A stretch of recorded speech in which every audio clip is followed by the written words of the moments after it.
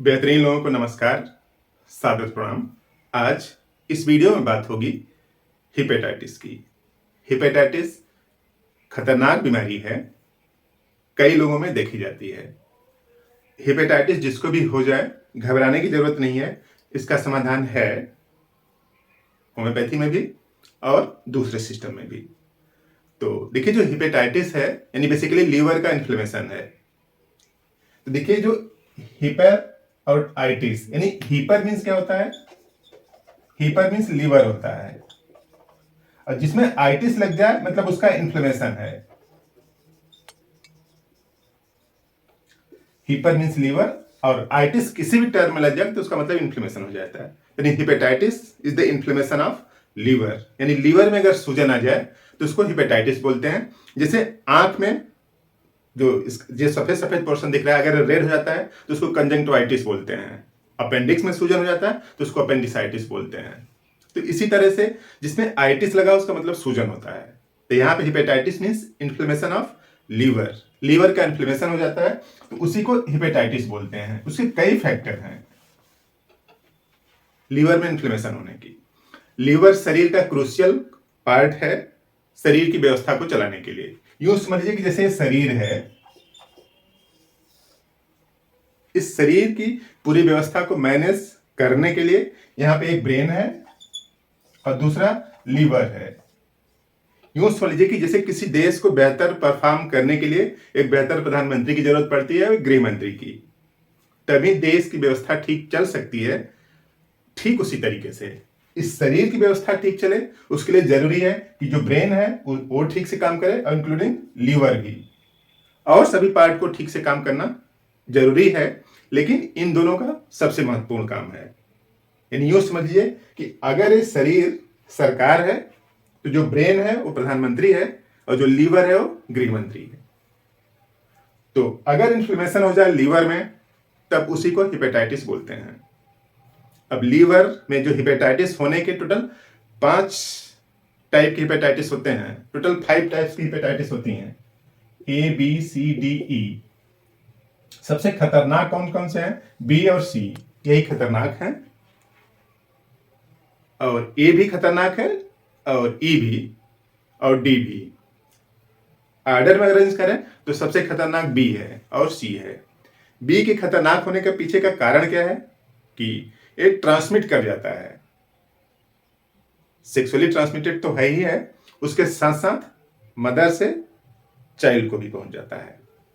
तो देखिए, जो हेपेटाइटिस होने के कई कारण हैं। वायरस भी है, उसके साथ साथ एल्कोहल का इंटेक भी है, या फिर कुछ ऐसी मेडिसिन जो आप यूज कर रहे हैं वो लीवर को डैमेज कर रहा है, या फिर ऑटो इम्यून। इस तरह से कई कारण हो सकते हैं। तो देखिए, काज्ड बाय वायरस यानी वायरस भी हो सकता है, उसके साथ साथ as well as other factors like autoimmune भी हो सकता है, यानी शरीर की इम्यूनिटी को गलत तरीके से काम करने की वजह से भी हो सकता है। ऑटो इम्यून भी हो सकता है, बैक्टीरिया भी हो सकता है, एल्कोहल इंटेक, जो ज्यादा दिनों तक एल्कोहल पिए हैं उनको भी, या फिर ड्रग इंड्यूस्ड कोई भी एलोपैथिक मेडिसिन आप ज्यादा दिनों तक यूज किए हैं उस वजह से भी हेपेटाइटिस होने की संभावना है। टोटल 5 टाइप के हैं, उसमें से 2 सबसे ज्यादा खतरनाक हैं, बलशाली हैं शरीर की व्यवस्था को डैमेज करने के लिए। और वो क्या क्या है? B and C. Hepatitis B ज्यादा खतरनाक इसलिए है कि सेक्सुअली ट्रांसमिटेड है, यानी एक पर्सन से दूसरे पर्सन में ट्रांसमिट हो जाता है अगर दोनों एक दूसरे से सेक्सुअली कंटेक्टेड हैं। यानी फादर को हुआ तो मदर को भी हो सकता है, यानी वाइफ को भी हो सकता है, और वाइफ को यानी मदर को है तो बच्चे को भी हो सकता है। तो सेक्सुअली ट्रांसमिटेड है कौन सा? बी वाला। और में पास फ्रॉम मदर टू बेबी, यानी प्रेग्नेंट लेडी से बच्चे को भी हो सकता है, संभावना है। और सी कैसे ट्रांसमिट करता है? Spread through infected blood, blood के इन्फेक्शन होने की वजह से जो निडल यूज करते हैं, और वही अगर निडल शेयर कर लेते हैं आपस में तब भी सी वाला वो ट्रांसमिट कर जाता है। तो हेपेटाइटिस सी जो स्प्रेड थ्रू इन्फेक्टेड ब्लड, और अगर इन्फेक्शन हो गया तो अब एक्यूट हेपेटाइटिस है कि क्रॉनिक हेपेटाइटिस है, उसका डिवीजन कुछ इस तरह से है कि अगर 6 महीने से कम है, यानी 6 मंथ से कम है, तब आप उसको एक्यूट बोलते हैं, और 6 मंथ से ज्यादा हो गया तब उसी को क्रॉनिक बोलते हैं। यानी एक्यूट और क्रॉनिक में बस इतना सा डिफरेंस है कि 6 महीने के पहले अगर ठीक हो गया है तो उसको एक्यूट बोलते हैं, और 6 महीने से अगर ज्यादा चल रहा है तो उसको क्रॉनिक बोलते हैं। यही जो एक्यूट है लापरवाही से क्रॉनिक में कन्वर्ट हो जाता है। तो एक्यूट के अगर सिम्टम्स की बात करें तो नाजिया यानी मिचली जैसा ना, वोमिटिंग उल्टी जैसा, फटीग थकान, पुअर एपेटाइट ठीक से डाइजेस्ट नहीं होना, और joints pain, yellowness of skin and sclera of eye, यानी स्किन वो भी हल्की सी पीली दिखने लगती है, और जो आंख का जो सफेद वाला पोर्शन है वो भी पीला दिखने लगता है, भूख नहीं लगना, प्यास नहीं लगना, ज्वाइंट्स पेन, इस तरह से अनएक्सप्लेन्ड थकान से, कुछ लोग बोलते हैं हमेशा थकान से लगी रहती है। ये सब सिम्टम्स किसके हैं?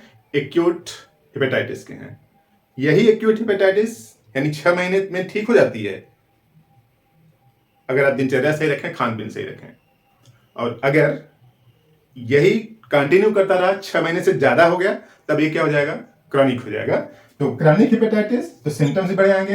हर्सुटिज्म यानी ऐसी एरिया में बाल उगाना जहां पे बाल नहीं पाए जाते थे, जैसे महिलाओं के चेहरे पर बाल नहीं होते हैं, दाढ़ी नहीं होती है, मूछें नहीं होती हैं, लेकिन हो जाती हैं, हर्सुटिज्म ऐसा हो सकता है। एमेनोरिया, पीरियड न आए काफी दिनों तक। लीवर सिरोसिस हो सकता है। एसाइटिस एडिमा यानी पेट में सूजन होती है, पूरे शरीर में सूजन हो सकती है, और लीवर सिरोसिस हो सकती है। यहां पे देखिए जो लिखा है हर्सुटिज्म यानी अनवांटेड हेयर्स, तो इसके आने के और फैक्टर्स भी हैं। हार्मोनल इम्बैलेंस है, ऐसा नहीं कि किसी को भी महिला हो या बच्ची हो दाढ़ी मूछ जैसे बाल आने लग रहे हैं, इसका मतलब ये नहीं कि लीवर खराब हो रहा है, इसके और फैक्टर्स भी हो सकते हैं। हार्मोनल इम्बैलेंस भी हो सकता है, तो दूसरे फैक्टर्स की वजह से भी हर्सुटिज्म हो सकता है, लेकिन उसमें एक फैक्टर लीवर सिरोसिस का भी है। उसी तरीके से यहाँ पे जो लिखा है इम्यूनोरिया, पीरियड रुकने के भी कई कारण हो सकते हैं, उसमें से एक लीवर का भी कारण हो सकता है। इसका मतलब ये नहीं कि किसी को हेयर आ रहे हैं, अनवांटेड हेयर आ रहे हैं, जिसका मतलब लीवर खराब हो रहा है। घबराने की जरूरत नहीं है। एक ही फैक्टर यानी एक ही बीमारी के लिए कई फैक्टर रिस्पॉन्सिबल होते हैं। तो इस तरह से एक्यूट के सिम्टम्स अलग हैं, क्रॉनिक के सिम्टम्स अलग हैं। 6 महीने के पहले रिजॉल्व हो जाए तब आप क्या करें, उसको एक्यूट में क्लासीफाई कर सकते हैं, और 6 महीने के बाद है तब क्रॉनिक में। अब जिनको भी लीवर में इन्फ्लेमेशन हो गया है, करना क्या है कि ऐसी चीजें खाना है जो नेचुरली सेफ हैं, यानी जो नेचर में पाई जाती हैं, किचन में कम जाती हैं, मतलब जिसको आप कच्चा खा सकते हो। अधिक मात्रा में फ्रूट वेजिटेबल्स यूज करें, और अगर आप एल्कोहल या फिर कोई ऐसी मेडिसिन ले रहे हैं जो कि लीवर को डैमेज कर रही है तो आप उससे बचें। तो कुछ अपनी दिनचर्या में खान पीन सही रखें, और होम्योपैथिक दवा का यूज करें। होम्योपैथिक दवा से लीवर ठीक होगा। इवन होम्योपैथिक दवा के अंदर इतनी क्षमता है कि अगर लीवर जैसे ए है इस तरह से ऐसे, अगर ये केवल 20% बचा हुआ है, 80% डैमेज हो गया है, 80% डैमेज हो गया है, इतना पोर्शन डैमेज हो गया है, केवल 20% बचा हुआ है, तो भी होम्योपैथिक दवा इस पूरे लीवर को धीरे धीरे रिन्यू कर देगी, पूरा लीवर बन जाएगा। लीवर के अंदर रिजनरेशन की भी क्षमता होती है। लीवर पाया कहां जाता है? ये जो पसली है, राइट साइड की पसली, उसी के जस्ट अंदर साइड में इधर है। तो लीवर 20% अगर केवल बचा हुआ है, तो खान पान सही रखने से, दिनचर्या संतुलित नियमित रखने से, और अपनी आदतों में अगर अल्कोहल या फिर ऐसी कोई मेडिसिन लेने की टेंडेंसी उसमें कम करने से धीरे धीरे लीवर अपने को रिन्यू कर लेगा। तो लीवर के अंदर बहुत स्ट्रांग क्षमता है रीजनरेट करने की। तो 20% वाला भी लीवर इसको 80% बना लेगा। तो फ्रूट वेजिटेबल्स का ज्यादा यूज करें। होम्योपैथी में कई दवाइयां हैं जो कि लीवर पर बेहतरीन तरीके से काम करती हैं। अगर उन दवाइयों के नाम की अगर बात करें तो सबसे कॉमन दवा आती है चिलिडोनियम, चिलिडोनियम, लेप्टेंड्रा, मैरिका, अगले में यानी इसके साथ 3x चलेगा, फिर एक महीने बाद फिर लेप्टेंड्रा यूज करें, और इसमें नेट्रम सल्फा 6x यूज करें। फिर अगले महीने में मैरिका सेरिफेरा यूज करें और नेक्ट्रम सल्फ का 12x यूज करें, और अगले महीने में कार्डियोस मैरियानस यूज करें और नेक्ट्रम सल्फ का 30x यूज करें, और लास्ट में नेक्ट्रम सल्फ का 200x यूज करें। इस तरह से पहले महीने में इसको, दूसरे महीने में इसको, तीसरे महीने में, चौथे महीने में, 5वें महीने आते आते काफी स्थिति सुधर जाएगी, आप ठीक हो जाएंगे। तो इस तरह से जो हेपेटाइटिस है वो प्रिवेंटेबल है, उसको प्रिवेंट करके रोका जा सकता है, क्यूरेबल भी है। एलोपैथी सिस्टम में कुछ वैक्सीन्स भी आती हैं, कुछ दवाइयां भी, जो कि वो भी हेल्प करती हैं। तो इस तरह से लीवर हेपेटाइटिस से काफी लोग दुखी हैं, लेकिन कुछ बैलेंस तरीका अगर अपनाएं, व्यवस्थित संतुलित कर लें अपने की दिनचर्या को, खान पीन को, तो शरीर को हेल्प होगी। नेचुरल सप्लीमेंट खाने से शरीर को कंफर्टनेस ज़्यादा होती है, बेहतरीन फील होती है, तो अपने को रिन्यू करने में हेल्प कर सकते हैं। इस तरह से काम की बात अगर आपको समझ में आई तो इस वीडियो को शेयर भी कर दें और लोगों की इन्फॉर्मेशन बढ़े, ताकि बीमार होने की संभावना कम हो। आपने पूरा वीडियो देखा, थैंक यू।